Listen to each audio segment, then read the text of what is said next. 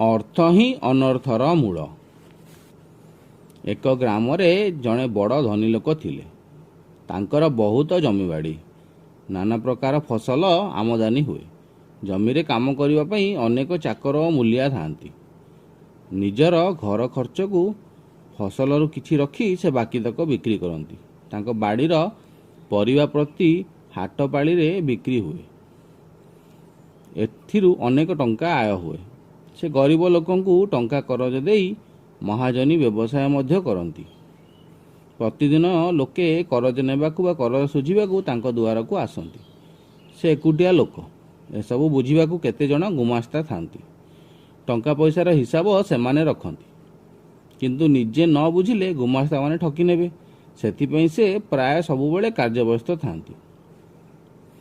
सांग सुखंक साथी रे गल्प करिबा, खेलिबा बुलिबा पाई भी तांकु बेल मिले नहीं। केतेबेले कौन करबाकू हेबो एही चिंता तांकु सबुबेले घारी थाए। एते धन थिले हैं से केबे हेले शांति रे न थांती। एपरिकी चिंतारे तांकु राति रे भल निद हुए नहीं। तांको घर पाखरे गोटाए मोची रहुताए। जोता तैयारी करिबा और पुराना जोता मरामती करिबा तार काम। दांड दुआरे बसी से काम करने संगे संगे गीत मध्य बोलुଥାଏ। हाथ रे किछि काम नथिले सांगसाथी को सांगरे गल्प करे। तार मुहटी सबुबेले हस हस, मनरे केतेबेले हेले चिंता न थाए। मोचीर सुख शांति देखी धनी लोकर हिंसा हैला।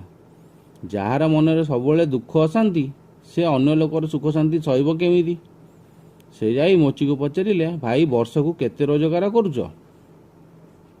मोची उत्तर कहला, मु तार कौन हिसाब रखी? रोज जहाँ कमाए से दिन सेतक खर्च कर दिए। तेबे मोर अभाव न थाए। जेतिकी मिले सेतिकी रे मु संतुष्ट। वर्षक मु प्राय 300 टंका अर्जुथी। यार परदिन धनी लोकटी मोची को गोटे थली नहीं कहले, मु तुमको साहाय्य करिया पई एतक दउची। मोची धन्यवाद देई थलीटी नहीं घर भितर फिटाई देखिला, सेथिरे 1000 टंका अछि। से आश्चर्य होईगला। मोचीर आनंद कहले न सरे। ता जीवन रे से एते टंका केबे देखि नथिला। ए टंकारे से कौन किणिबो बोली भाबी राति जाक ताकू निद हेलानी। दिन रे काम करबाकू बसिला, किंतु काम करबाकू तार इच्छा हेला नहीं। और सबुबेले ता मनरे चिंता, काले चोर माने जानी पारले ता टंका चोरी नेबे। एते गुडा टंका कोठी लुचेई रखिबो ताहा ठीक करि न पारी से चिंतित हेला। एही टंका चिंतारे ता मनरे टिकिए हेले शांति रहिला नहीं। ता तुंडरू आउ गीत शुणागला नहीं। से मुह सुखाई रहिला। सांगसाथी मानू देखिले एणिकी ताकू विरक्त लागिला। मोट उपरे तार सुख शांति उभेई गला। एथिरु आमे एहा शिखिले, संतोष अटे महाधन, अर्थ ही अनर्थ कारण। मने रखिबार कौशल।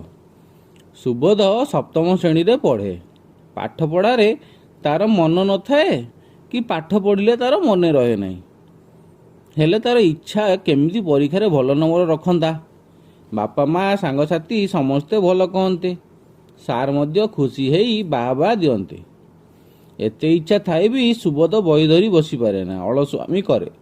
खेलिबा शोइबा गपिबारे पछे समय काटिबो, किंतु बही पढ़िबाकू ताकू बाड़ी कष्ट। सुबोध काठू शुणिथिला एमिति साधु अछंती जो माने मंत्र बल रे असंभव कथा को संभव कर दियंती। सेमितिका जने साधु मिली जानते कि कोठी? एही कथा भाबू भाबू आखि दुईटा तार चकचक करी उठे। सुबोध दिने शुणिला तांको गाँ मुंडरे जने साधु आसी रहुचंती। दिन सारा गोटिए गोड़े ठिया होई गाँ ठाकुराणी मंदिर बेढ़ारे थिबा बौल गछ मूले ध्यान करुचंती। संध्यारे गाँ लोकंकु पुराण शुणाउचंती एवं राति हेले कुआडे उभान हो जाउचंती।